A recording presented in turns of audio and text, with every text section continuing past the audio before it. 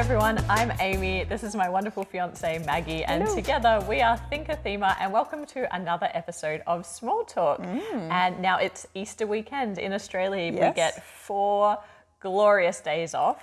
So good. So good. So we've been able to catch up on so many games. Yes. Making it through the pile of games. I've done a bit of painting, Yes, you miniature have. painting. And we've just been hanging out, eating hot cross buns. Yes. I don't know if they eat hot cross buns in I don't America. remember having hot cross buns when you lived in definitely not in America? South America. I don't remember them when I was living in the States No, either. I think it may be like the UK. It's like British. British, Canada might have influence. them. Yes. But anyway, during Easter season, we eat so many hot cross buns. Delicious. Yes. Anyway, today we are doing small talk, which means we're going to touch on some topics from viewers. And mainly, a tower of and then small a tower box of games. little small box games. We've got 6 to get through today. So let's first get straight into the questions. Maggie does not know what these questions No. are. So Sarah, one of our subscribers, has said, what was the first convention we went to, and do we go to any regularly? I feel like the first one was probably Gen Con. Like we started with a bang. That was the first one, and is that the only one? Well, we've done PAX. We've really only here. been to 2 big conventions. Oh no, in Japan. Oh, yeah. Yeah. And But Gen Con was the first one. yes, so Yeah. Gen Con doesn't get much bigger than that. Yeah. That's where we started. That was great. It was great and a little bit intimidating. Yeah, it was crazy. But- That was 2016. Yeah, because it was the year that Scythe came out.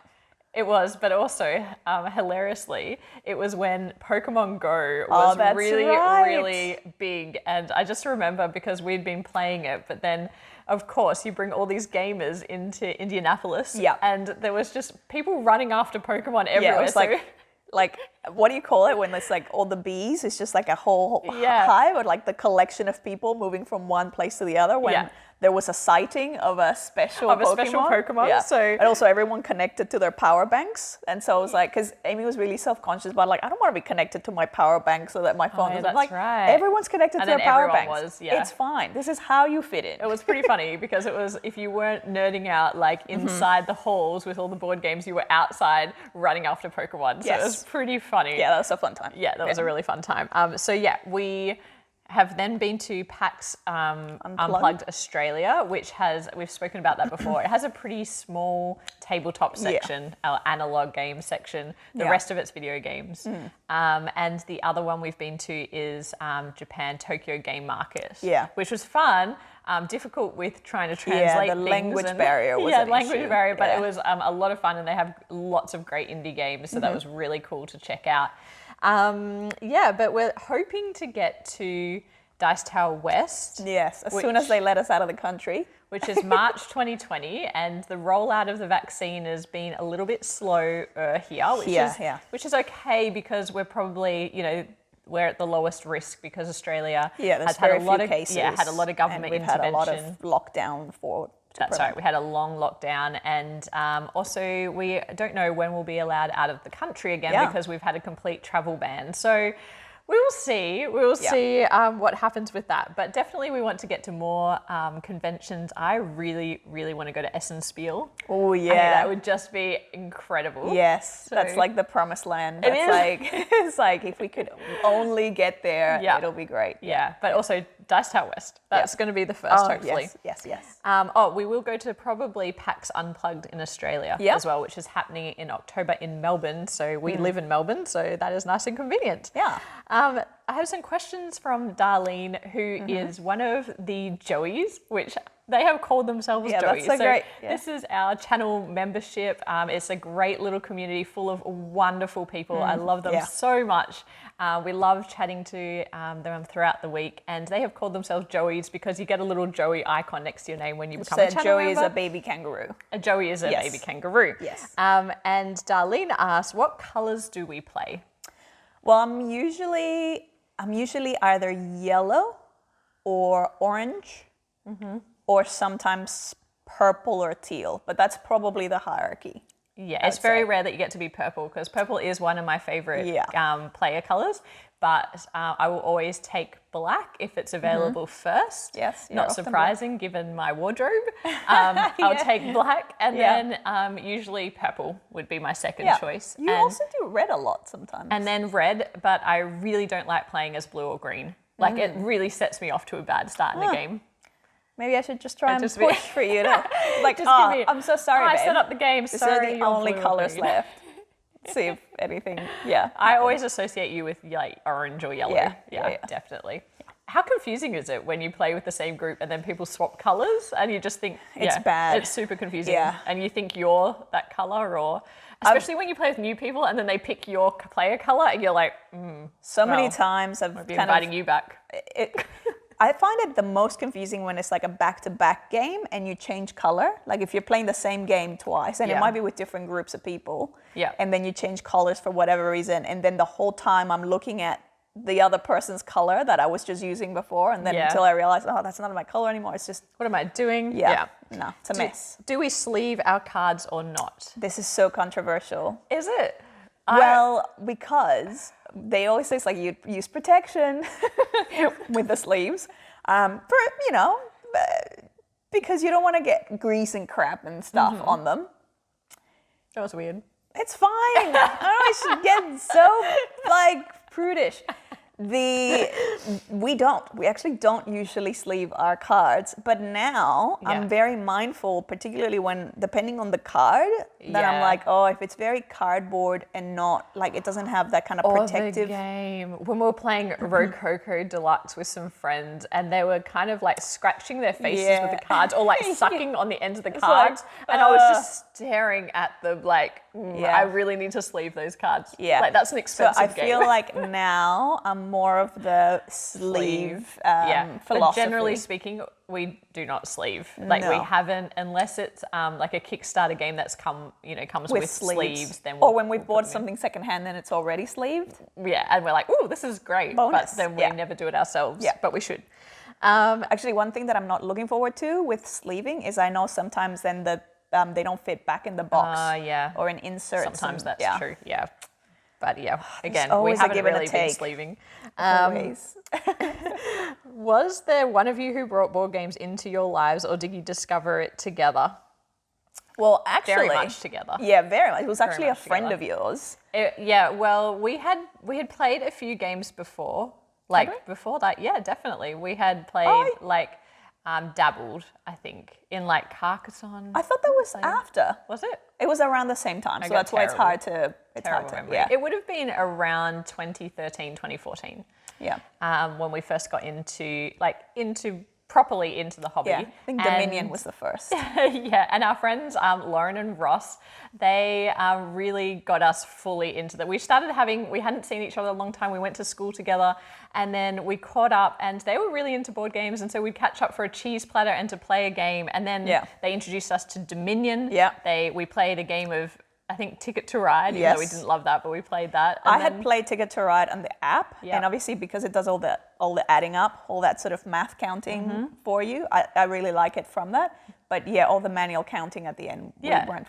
But they were kind of introducing us to a different game, and then we just obviously went full into the hobby. Well, I think it was the first time that Splendor was another one. I think we played Splendor, we played, and it was the first time that I had that experience of, when you, you've been introduced to these games and then you're just thinking about them afterwards, for days after, you're like, ooh, maybe I'll try this strategy next time, or I wonder what would happen if I did this. And now you're just continuously chasing that high with other games. Very much what it is very, that's quite literally a gateway. It is, I think you keep trying to recreate the awesomeness.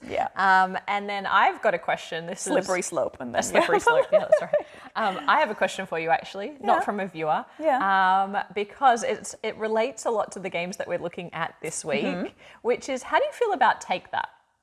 How do I feel about Take That? Well, it's interesting because I don't, in general, I think because I don't like to be mean in general. To clarify, Take That, we mean cards and things in games that allow you to hurt another player or slow them down or undo their work in some way. Yeah. So in general, I'm not a fan of confrontation. I'm not a fan of taking someone down or vengeance or haha, like one-upping someone else, anyone else really. So for me, on the surface, I don't really like Take That when it's very overtly just like aggressive. Like I don't enjoy it. Having said that, I do find that depending on the type of Take That, it's almost like the spirit of the Take That, I can get into it. If it's something that is like, there's games, and some of the games that we'll talk about here, it's like there's a lot of Take That, but it's like, it's just so funny, and it's like a lighthearted meanness. Yeah, if the game is like all, like there's a lot of Take That, then it feels like, oh well, everything is temporary anyway, and it's just, it's You're going to not happen. really that attached to any one particular thing, so it's like, it's fine that it's just a bit of a free-for-all. Yeah, and I agree, because it's interesting, because you could think of like one of our favorite mechanisms in a game is worker placement. Yeah. And it's not Take That, but there's definitely a subtle, like, or if you're hate drafting cards, or you're taking spaces on worker placement that other people could use, that's a very subtle, or so you know they need it, and you're like, I don't really need it. That doesn't hurt me as much, because I was like, fair call, if we're playing Feast for Odin and you saw that I needed that and you took it, well, shame on, me for not getting turn order. But if it's a game where I think Maggie gets particularly upset if she's been working on building something and then people take something away from her, that you tend to not take that well. Legitimately devastating. It is like you are like just murdering my beautiful creation. And I think you said it, like you described it as, because we were playing a game recently where I was just so devastated when you did something mean or like, and you were like, and my face apparently, because I couldn't see my own face, but I just felt like it was raining inside. Yeah. And you were like, oh no. And like, even you were like, oh no, I feel like you've been building this castle and I just kicked it. Yeah, like, sandcastle. Yeah, like sandcastle. Sandcastle down. Yeah. Look, I don't get as emotional as Maggie about it. I don't enjoy it actually because when there's an overt mean Take That, a lot of our friends turn that on me. I think because we've talked about this, the anti-queen making, the queen destroying. Yeah, and so it's more often than not they leave Maggie alone because Maggie's so nice, and they will come after me because they know that I'm competitive. But also you win a lot. So because you win a lot, you kind of have this sort of target on your back without realizing. People like to try and beat me, and so everybody will attack me, and then I don't enjoy it very much. So I don't love Take That either. A little bit's okay, but let's talk about these games because some of them do have a bit of Take That. Okay. So onto the games. All right. So are we covering them in this order? Because what's interesting this week is that we have 3 games from more indie publishers, which is cool and fun, because what I love about checking out indie publishers, they might not get as much promotion, you might not hear about these games, but when you play them, there's some really clever ideas in there, and often there's something that you'll just discover that is really kind of cool. Yeah. So the first one is the Pyramid of Khufu. I think you say Khufu. I don't know if any of those words are, the letters are silent or pronounced differently, but that's what I think it's called. And this is by a couple, Steve and Claire Clure. They are based out of the UK, and they put this together. This was actually, the idea was to do a fundraiser for a cancer center based in Wales that they themselves and their family have actually used or been helped by, and apparently a lot of people in the areas like South Wales have access to or have used the cancer services in some way or capacity. So the idea behind this was to create, they actually launched it as a Kickstarter campaign, which got funded. All the funding for the Kickstarter was made just for the manufacturing of the first 1,000 copies. And then obviously any profits made are to go to that. This only just really recently was funded. So I think it was only a couple of months ago that they were posting things about the production of it. The game itself, it's quite a cute concept in that it's a two-player game. You can play it solo, but you're both creating this pyramid, like your pyramid, and you're kind of creating it with different artifacts, so kind of ancient Egypt artifacts, and then you're needing different god cards to bless those artifacts, and you're kind of building each layer of the pyramid, and then when you get to the very top, you kind of put a capstone on it that completes the pyramid. It ends the game. The interesting thing with this is that you're also doing, like with those gods, some of those gods, you can tuck them either under your own cards or your own items or under your opponent's items. And the idea is that some of them are good in that they give you positive points, some of them are bad, they're negative points, and then they also have a lot of interrelationships between the gods. And a lot of it is based on, from what I can gather, like the actual ancient Egypt gods and their relationships. So it's one of those, this is -6, but if, their wife is there, it appeases them. And so it's then, it sort of balances it out to me. Instead of -6, it's now only -2 or whatever. So that's sort of the way that it, but yeah, because of that, it's very much a big give and take and try and like protect your stuff. And there's a few more elements of take that. So you can obviously place gods that are worth negative points underneath their artifacts, but you can also steal cards from their hand, and you can also build a tunnel that will allow you to steal artifacts directly from their pyramid, which is quite mean. But actually I found that in this game, the take that wasn't too hard because wasn't too mean, because when you're putting the negative gods underneath the other person's artifacts in their pyramid, you don't really know what those are until the end of the game. You can use a search function to kind of have a look. A search function, it sounded like it. I'm used to saying that from Excel. Anyway, you can use the little search token. You can find out what's sitting under there, but you can always like compensate for some negatives by putting your own positive gods underneath there as well. One thing I really like about this game as well is that when you're collecting the artifacts, you're building it up in a pyramid shape. So, you've got 4 down the bottom, then 3, then 2, and then your capstone. But in order for those artifacts to count towards your end game scoring total, they need to have a god underneath them to activate. So it's an interesting puzzle because you can race to the top and end your pyramid early so that the other person has less opportunity to get points, but you still want to make sure that you activate all of your piles of points along the way. So for me, the race component of it was really interesting. I really liked it. I also really liked that they made this game sustainably. And that is going to become increasingly important, well, of course, in the world, but certainly in the gaming industry.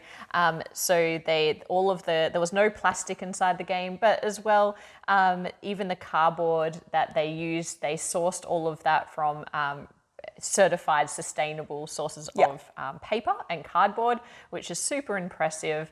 I think there's a lot of good ideas here. I believe that Steve and Claire are going to be releasing another game soon. I think they're working on another game, which is super exciting because a lot of thought went into the card interdependencies, went into just thinking about how the pyramid comes together. It's super clever. I would say one thing is that the graphic design lets it down a little bit because they made the cards look aged, which fits in with the theme well. It's actually super hard to read the text. Yeah, the contrast of the font and the color against the back. Those things coming together made it quite difficult for me to read. Especially at nighttime, it made it even more difficult. But having said that, I think there's a lot of interesting ideas in this game, really clever, and I can't wait to see what they do next. So that's the Pyramid of Khufu. Yeah, there you go. Next game. Another indie, Kingless. So these are Aussie designers, so they're based out of Hobart in Tasmania. Now, this is another really interesting one because this is entirely take that. It is. Yeah, it's brutal. It's a cute, great graphic design. Like I love the artwork on the cards. It's very, very simple in the sense that you just have cards. It's very quick to teach, very quick to kind of get playing. But essentially, you're trying to be the one that collects, get to 5 either items or dwarves in your kind of player area. But the whole time you're going to be playing events and stealing from other people and swapping things or sending things to the gutter. And so it's just one of those games where there's a constant state of flux and change. And purely take that. It's quite a fast game as well. And even if you get to that 5 cards in your tableau that I guess ends the game, it doesn't necessarily mean that you've won because all of the cards have different values and the person who has the most victory points on their cards actually is the winner. So even if you could finish the game, sometimes you don't want to because someone has more points than you, but you're constantly stealing cards away from people, burning the cards in their hand. I think it was interesting. It was super fun. It's very fun. It was quite funny kind of because quick and because when you've got a game that is just like completely completely like, oh, no, you lost that card. Yeah. I'm going to play another one. Then I've lost that card. It's a good time. You know not to get too attached to absolutely any card that you're playing, and it's just sort of like a bit of fun. Yeah, definitely. I actually thought it was quite clever. I didn't expect to probably like it as much as I did because it was just like, you know, you finish a game in 15 minutes and then you're like, let's play again. And so it's just that constant like, and the cards are quite interesting. They're really well designed. They're nice and thick. Really kind of chuffed that came out of Australia. Yeah, that was a good one. Yeah, that was a great little game. So it's Kingless. Kingless. The next game is probably a little different because it's very well known. Yes. Because it's coming from Leader Games, and that is Fort. The game designed by Grant Rodiak. I'm not sure how to say that. And most people will recognise the artwork of Kyle Ferrin, who has done the artwork of Oath, which we're currently learning and playing. This little game is a little deck builder. It's quite interesting actually because you are trying to create a deck of school children who are with friends. Well, yeah, I guess. You make it sound weird. I know that does sound weird. No, you're a child yourself. You are a child and you've got friends and you've got best friends as well, in fact. And you're trying to put together an increasingly better fort together. And you do that by collecting the resources, which in this game are toys and pizza. What better way? Yeah, and then you're make people be your friends. You're exchanging that in order to build better resources. It's an interesting. It's card drafting, so you want to create a really good, powerful deck of cards that utilizes the different suits in the game. But it's also hand management because you are trying to use those together in a way that it gives you synergies, not with just what you're playing, but also when other people play cards, you can kind of get on board with their actions as long as you play a card of the same suit. So it's interesting. There's a lot of game in a little box. Like there's a lot to wrap your head around at first, I think. For me, I don't know what you thought. For me, it didn't play as smooth as I wanted it to. It felt a little bit clunky in the even when you're learning the steps of the flow of recruiting and cleaning up your yard and then that's right, and now I play the top thing and the bottom thing. I felt like it kept kind of going, oh, that's right, I need to do this. Oh, that's right, I need to do this. Or, I think stop and go felt. It was a little, I don't know. It just didn't come together for me, but I really enjoy the artwork. Of course, I like looking at it when I'm playing. I like, that you're kind of utilizing these different friends to help you get things done. I really love that you can store the resources in your backpack. Like, thematically, it's really cute. And that the friends that you don't play with are then left in the yard and they can be stolen by someone else. Fine, you didn't play with me, I'll go play with someone else. Make other friends. That is really cute. All of the components are really high quality as well, as you would expect from Leader Games. It's an interesting one. Not quite for us, but certainly I can see why a lot of people love this game. It's pretty meaty for the little box that it is, and it is gorgeously designed and developed. So that is Fort. Now, the next game is one that I, in particular, really enjoyed.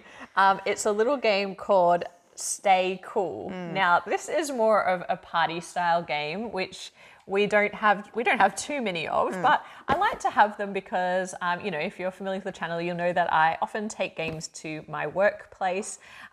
We also have a lot of friends that aren't gamers, and so if they're over at the house or if we're playing with family, it's great to have games like this around. And this one in particular, I just really, really enjoyed. So what you're doing in this game is you are trying to answer as many questions as you can, which are going to give you points. But the interesting thing is you've got two people, one on your left, one on your right, and they are firing questions at you, different kind of trivia questions. And the interesting thing is one of those sets of questions you have to answer audibly. So you have to speak the reply. You have to say the answer as quick as you can. But at the same time, you've got a set of dice that have letters on them, and the other person is asking you questions at the same time, and you're trying to spell out the word on the die, so the answer to the question, and you can't you can't move on until you finish that word, and then they ask you another question. But what's hilarious is that you're trying to do both of these tasks at the same time, and it's really difficult to listen and answer a question. And sometimes they're really simple questions. Yeah. So it'd be like, sort these animals, from smallest to largest. And if they were only asking you that, it would be very straightforward. But because you've got a second question and you're trying to spell something, the answer to a different question, it gets so confusing so quickly. It's a cautionary tale of trying to multitask and the perils of multitasking. It is, but what's even funnier is as the game levels up. So in the first round, you're just trying to answer as many questions as you can. Oh, no, wait. One of the most clever things is that your score at the end of the game is whatever points you get for one multiplied by the points that you get for the other set of questions, which means you can't just ignore one for the other. So you can't just focus on answering all the spoken questions, otherwise you'll get a low score. But anyway, the way that it works, and you can see how excited I am about this, because we had so much fun playing this. The first round's fine. You've got 2 minutes basically. There's a 30-second timer that is turning over, and you're just trying to answer as many questions as you can. The next round, you can see the timer, and every 30 seconds you have to say time in order to get another player to turn it over to give you another 30-second block. If you are too busy answering questions and the timer runs out, that's it. If you get distracted with the actual task and forget to call the time. I always did. Almost every time I forgot to call time every 30 seconds. Things will end abruptly. Yes. And then the third round, they hide the timer from you, but you've still got to say time. So the timer is hidden. So you're trying to evaluate how long has gone by while you're doing all these questions. Keep a mental track of hilarious game. Yeah. I love this game. In fact, I would just bring this out with any group of people. It's going to bring the energy up. It's just such a funny time. I find it's a fun one, but I find it also stressful. So I can only ever do it in small doses. So it's like I have hilariously to be stressful. Yeah, And I have to be in the right mood, and then just like do one or two, and then I'm like, I'm good. I'm gonna move on. But that's the other thing. It's another one of those party games where no one keeps track of the score. No, you do it first, and then you're just like, oh, who cares? It's kind of like Just One or something where it's just like a funny way to pass time, but not really serious competitively. Yeah. What I'll say though is that sometimes when this has been out and there's been like groups of friends playing it, I do find that sometimes I'm like, oh, like when friends are here, I actually just want to be playing a meatier game, not just like I think that's true of any party game. This is true. That's just more just me wanting to personally. Don't take it personally. Stay cool. It's just because I usually just want to like. It's just because Maggie wants to play a Euro all the time. Yeah, seize the strategy potential moment. Anyway, great game. Don't listen to Maggie. She doesn't know what she's talking about. Because you're sick. I am a little bit sick. I'm recovering from a head cold. Yeah. The next game is a harder game for you, Maggie, which you'll enjoy. Yes. This game is Unforgiven, which is the story of the Lincoln assassination trial where Mary Surratt was the first woman to be given the death penalty. And in this game, it's a 2-player game only, and you are playing as the 2 main lawyers in the trial. Yeah, so the defense and prosecution. The defense and the prosecution. Yeah. And what you're going to be doing is collecting pieces of evidence from the actual trial or the historical kind of pieces of evidence that were used, facts and things about the trial and about the assassination. Yeah, pieces of evidence. Yeah, all of that to then find witnesses, hearsay. Yeah, and you're going to be using all that to persuade the jurors to find Mary either guilty or innocent. And so it's a bit of a tug of war because you are trying to persuade different jurors to come onto your side, and you're also kind of edging her closer or further away from the guilty verdicts. Now, the way that it works is very similar to another game, Seven Wonders Duel, where you've got cards that are, some are face up, some are face down, and you can only draft the ones that are available to you. Now, what's interesting about this game is the cards are kind of like a multi-use card because you can either take the card to add to your tableau to build up matching symbols that are going to be used as kind of the resource in this game, or you can discard the card to do a number of other actions, such as to persuade the juror when you've got enough resources to persuade them. Or you can simply discard the card to get some sway tokens. And sway tokens are really important in this game because it enables you to take a lot of the actions to draft some of the more powerful cards. A lot of things you need sway for, which makes sense. It's very thematic. Sway is the main, it's the main currency. Just say like the drafting the dice is an interesting one because you use sway to draft to get dice or re-roll dice. You don't actually use cards for them. Oh yeah, that's right. They're like a free dice or like free actions. But the cards. For anything else that you need to do, you end up doing the draft and discard or actual activate or buy. Yeah. And in the game, like what you're thinking about in the game is really how to get those jurors on your side. You've got some of them that are sitting on your side, that the other person can't take because you draft some at the beginning of the game. And all of those jurors need a certain combination of resources in order to become swayed or basically convinced on your side. And the ones that are in the center on the main board, game board, are jurors that are kind of up for grabs, and that's that tug of war that I was speaking about. You can use resources to bring them closer to your side, but you've got to continuously do that, and it gets more and more expensive. If they fall off your side, that means that they've been convinced and you can add them to your pile. And the game ends when either the little marker... Yeah, if you can manage to get the... what do they call that? Yeah, I don't know what that's called. The noose is the... Yeah, but I can't remember now what that's called. But it goes all the way, all the way to guilty or all the way to innocent. Then that obviously finishes. That ends the game. Or if you get 4 jurors on your side. Jurors, and then that ends the game as well. If neither of those 2 events occur and the game comes to a natural conclusion at the end of the 3rd round, or the 3rd trial phase, phases, then it's going to be whoever has the most points, and you can do that by getting cards that enable some end game points. That hasn't happened. We've only... Every time we've played it, one of us has won. Convinced the 4 jurors. We haven't actually, the tug of war has been pretty strong with the whole innocent, guilty thing. So that's never gone all the way to one end.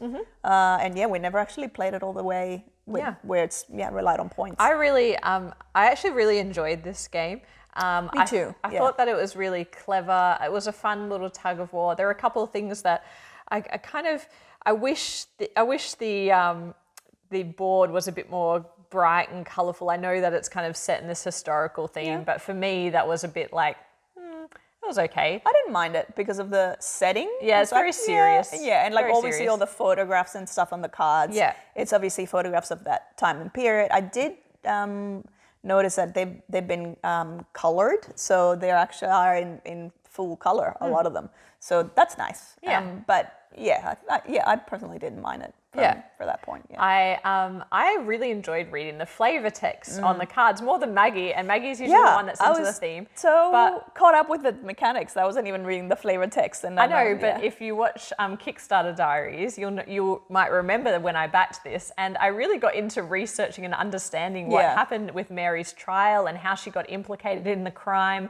And so I was actually really fascinated because American history is not something we learn a lot about here in Australia, but of course it from popular culture and things, but it was really interesting to read about all the little pieces of evidence and things, so I was really actually enjoying the theme and kind of learning a little bit. While we're on theme though, what I'm going to say is it's not very different if you're defense or prosecution. Oh, it's no different. I wish those 2 functions were kind of asymmetric. So there's... Even though I don't usually enjoy it. We don't like asymmetry, but it feels in this case, it kind of feels like that's missing that. Because it's it doesn't really matter which way you turn the board or whether you call yourself defense or prosecution. There's no difference. Absolutely no difference. One other thing I really liked about this game thematically is that if you've got 3 dice, which are actually really valuable because they act as resources, whenever someone does something and you don't want them to do it, you can say objection and grab the 3. And pop it on the table. And if you do that, then they lose whatever they were doing basically gets cancelled or forfeited. I love that you can object on an objection. So if someone goes, I object, you go, I object on your objection, and then everything kind of gets cancelled out, and then you get to kind of do it. But that is actually, it's very rare because the dice are super powerful, and so you actually want to keep them. do want to use them. But there was one final move that you did in the game where you won. It's like, oh, well done, baby. And you're like, you could have just objected to me doing like, that. oh, no. Oh, yeah. let's go back. Like, oh no, I'm taking this victory. The trial is over. The trial's over. It's done. The jury's kind of done the hammer thing. Exactly. Yeah. So that is Unforgiven. Someone had messaged me talking about kind of the price of this. Now that the Kickstarter's over, we have the collector's edition, which has the metal little scales, and it also has the suede tokens are wooden instead of cardboard. I don't think it makes too much of a difference. The really nice dice are kind of the most valuable item, I think, and I believe that they are the same in every single version of the game. So I would just go ahead and get the base game if there's too much of a price difference. But that is Unforgiven. The final game is another indie game called Fickle. So this game is by Glenn Cotta with artwork by Amy Brown, and it's beautiful fairy artwork.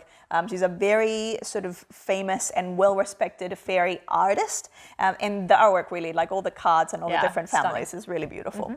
So this game is interesting because you could be led astray or fooled by the zen or peaceful or even kind of happy fairy feel and sense of it, when really it's fickle, it's volatile. There's a lot to take that. It can be very hectic, and it can be hilarious as well because of that. The way it's been designed is that you have all these different families of fairies. I love that in the box. It's kind of like, it reminds me of Dominion, where you have all the different areas for all those fairies to has all their names. All their names. So you can names. Again, it's very similar to Dominion. You pick the different packs and then you kind of have a different game, but depending on the combinations. And the way that it works is that you're going to have you're going to be drawing 3 cards, but what's interesting is that you're setting those cards up as a deck for your neighbor to draw from. And you can put them in any order that you like. And what the other person is going to be doing is they're going to be drafting cards Biblios style. Biblios style. So they're going to be revealing one card and deciding if they want to keep it or if they want to dismiss it and take another card, and not knowing whether you've put a better card or a worse card at the bottom of the deck. And I love that. That is my favorite part of this game. Everyone will know that I also love Biblios because of that way that it's drafted. But here you are really like, based on their strategy and what you can see in front of them in their tableau, you can set it up so that you know that they might take the first card because it's going to help them, but actually the last card was going to be even better for them. So there's a lot of like manipulation that goes on there with Or if there's only going to be cards that are bad for them, it's like the one that's like bad but not too bad at the start, and they're like, I'm going to discard that. And the second one's like, oh, this is worse. And then they're left with the absolute worst for them. And that creates a lot of laughs because you're like, it does. What did you do to me? Why did you do that? So it's really, really mean in that sense. And then what's really interesting about this game as well is that once you've selected the card that you want to keep, you're putting it down into your tableau or sets of fairy families. And so you have to add it to the same family that's in front of you. And interestingly, if you only have one fairy from a family, you score the points for it. If you have 2, you score nothing. If you have 3, you score negative of the largest value. 3 and 4, I believe that's the condition. 3 and 4. And then if you've got all 5, which is ideal, you get to keep all the points. But to do that is almost impossible because all of the cards have powers as well. And so when you are playing them and you play them based on their value, so the person with the highest card goes first, they have some kind of destructive or superpower that allows you to kind of manipulate everybody else's set collection.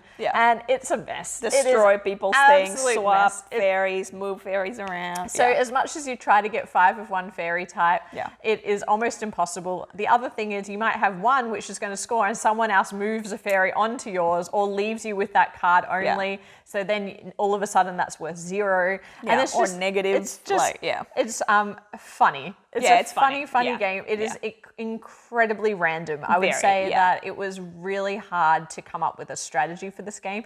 The part that I felt the most satisfied with was the strategy of setting someone else up for failure.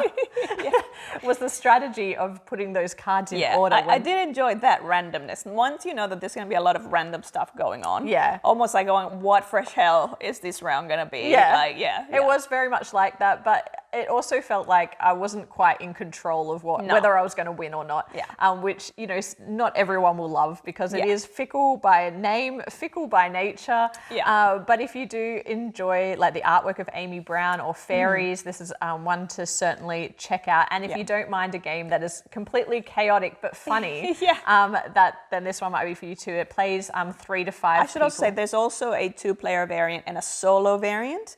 I believe there's even been a variant to add more players. But that's right. They added that later. If you are keen to check this out, I think they're only selling it directly through Bard Games, so go and check that one out. But otherwise, that's all the games for today. That was a bit of a long-winded one, but thank you for sticking with us. You may or may not know that we have our channel memberships. It's the only way that we support our channel financially. And so please, if you like what we're doing, if you enjoy this, if you enjoy Back Chat, please come and be a member of become a Joey, because everybody there is fantastic. We chat. There's a lot of behind the scenes type stuff. We were talking about what we're playing, you know, big games that might give some previews of kind of what's coming up on our channel. But we will have more game reviews. Thank you for watching. Enjoy your Easter and have a lovely week ahead. But otherwise, we'll see you soon. Bye for now. Bye.